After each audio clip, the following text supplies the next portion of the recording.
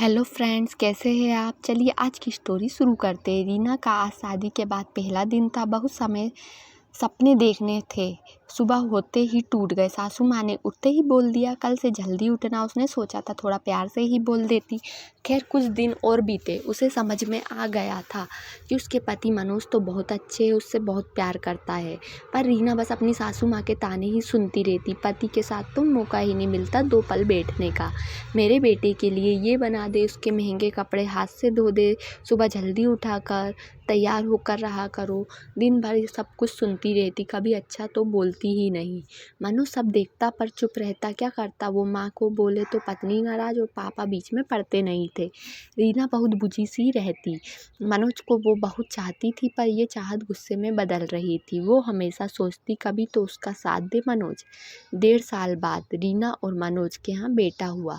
सब खुश थे, पर रीना की सास के वही हाल थे। रीना अब कभी कभी सोचती कि ये बच्चा ना होता तो मैं इस खड़ूस आदमी के साथ नहीं रहती। रीना पागल सी हो गई। रीना बच्चा, घर, काम, ऊपर से सासू माँ के सुख के कांटा हो गई। वो मनोज ने टोका भी तो उसने कहा कि घर के कामों के लिए मेड रख ले, जब तक छोटा है बच्चा। सासू माँ ने मना कर दिया। मनोज सब समझता था कि घर में चल क्या रहा है, पर उसका फायदा। रीना चिड़चिड़ी हो गई। उसके दिल में सिर्फ कड़वाहट भरती जा रही थी। एक दिन मनोज ऑफिस से आया और सबको बताया कि उसके ऑफिस में नई साइट मिली है जो घर से बहुत दूर है। 2 घंटे आने जाने में लगेंगे। सबको चिंता हुई, इतना ट्रैफिक है, पहले ही वो लेट हो जाता है, इतनी दूर से कैसे जाएगा। मनोज के पापा ने राय दी कि वह घर से वहीं ले ले मनोज और रीना को। रीना सब सुन रही थी, उसकी आंखों में चमक आ गई। सासू माँ को ये बिल्कुल अच्छा ना लगा। मनोज ने समझाया कि बहुत देर हो जाया करेंगी आने में, इतने में कैसे चलाऊंगा। रीना की सासू माँ को लगा बेटा परेशान होगा।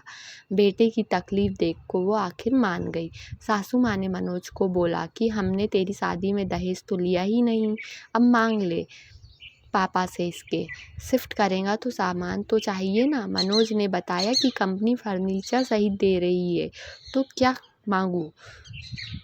रीना और मनोज दोनों एक दूसरे के लिए बहुत अच्छे थे, ये बात दोनों जानते थे, लेकिन मनोज माँ के मामले में लाचार था। माँ को दुखी कैसे करे सब जानते हुए दोनों के रिश्ते में दूरियां आ गई थी। आखिर वो दिन आ गया जब मनोज और रीना अपने नए घर में चले गए। रीना अगले दिन जल्दी उठ गई। आज अपनी पसंद का टिफ़िन बना के दूंगी।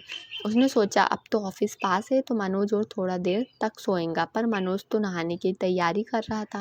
रीना उससे कहा कि ऑफिस तो पास है, क्यों इतनी जल्दी तैयार हो रहे हो। मनोज मुस्कुरा के बोला नहीं रीना, ऑफिस तो वहीं है जहाँ था, अब दूरी बढ़ गई है क्योंकि हम यहाँ आ गए तो जल्दी निकलना होगा। अब रीना को कुछ समझ नहीं आया। वो आगे बोला रीना मैंने झूठ कहा था, मुझे कोई नई साइट नहीं दी गई है, या तुम्हारे लिए आया हूँ। रीना हैरान थी कि मनोज ने इतना बड़ा कदम कैसे ले लिया और वह कितना गलत सोच रही थी। मनोज आगे बोला रीना अगर माँ को बोलता कि मुझे उनके साथ नहीं रहना तो उनके दुख होता, इस उम्र में उनको दुख नहीं देता। जानता हूँ रीना तुम प्यार क्या क्या बीती है, सब देखता था, पर मैं क्या करता, दोनों को ही दुख नहीं दे सकता था। माँ को ये उम्र में नहीं बदला जा सकता।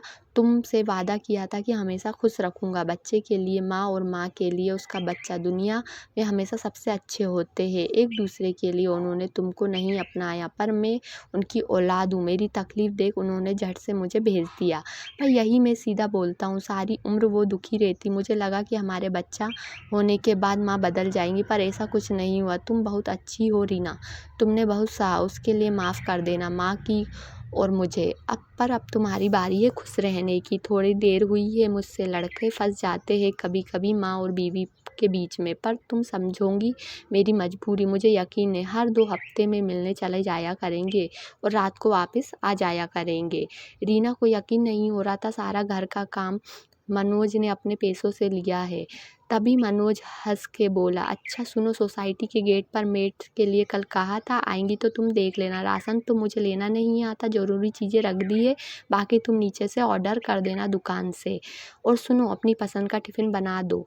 रीना खड़ी सुन रही थी। बस या तो इंसान खुशी से नाचता है या बिल्कुल चुप हो जाता है। रीना के साथ भी यही हुआ। उसको उम्मीद ही नहीं थी कि यह दिन भी कभी आएगा। तो फ्रेंड्स, ये तो थी हमारी आज की स्टोरी। अगर आपको अच्छी लगी हो तो प्लीज़ चैनल को लाइक, सब्सक्राइब और शेयर ज़रूर कीजिएगा। Thank you.